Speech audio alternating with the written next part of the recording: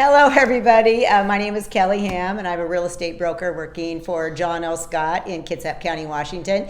And today I'm doing a lender interview with Lee Nguyen from Veterans Lending Group. Howdy, how you doing? Hi, welcome. So let's talk about closing costs. So while you can get a VA loan for zero down, there are still going to be closing costs. Absolutely, just like any other home loan program or anytime you buy a house, there's still a closing cost. The benefit is the zero down program, and a lot of people have this misconception that the zero down means zero closing costs. That's not necessarily true.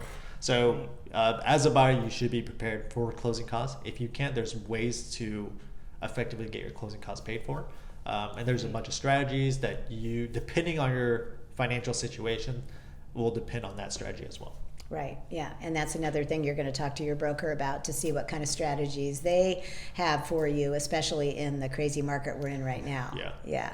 And another great thing too that Lee does that I really appreciate is in order to make your offer very solid when you're putting an offer in, the listing broker, Lee will call them and just let them know how great you are.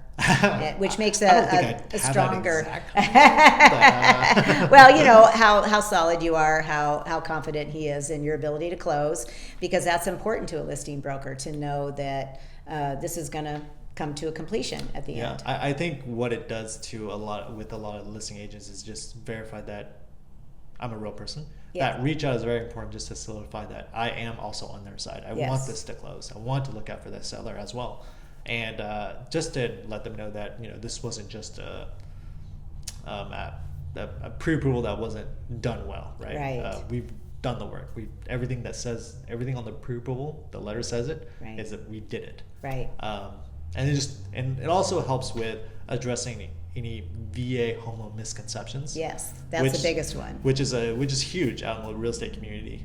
So we have to, I do my best to, deal with appraisal concerns, closing timelines, any other concerns that a lot of people think are true with the VA home loan, but may not actually be true or may not be the whole truth. Right. So let's talk about what a seller's responsibility is to pay extra for if they were to accept a VA buyer. That is misconception number one.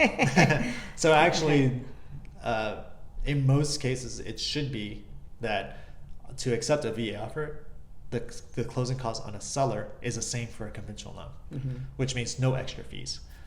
This comes from a misconception or misinterpretation of the guidelines, where there is a situation where if the lender charges a 1% origination charge or more, that means there's a list of fees that the buyer cannot pay for, which means either is put on the seller, the listing agent, buyer's agent, or all the above.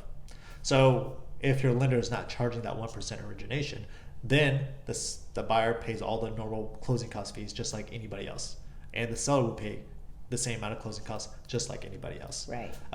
Why that's important, though it seems like the buyer's paying more, what makes it important is that the seller now feels that they're not going to lose money because of just accepting a VA offer, which makes your client more competitive. Yes. Right. So as long as that's properly explained by whoever the lender is, then that's the case of it.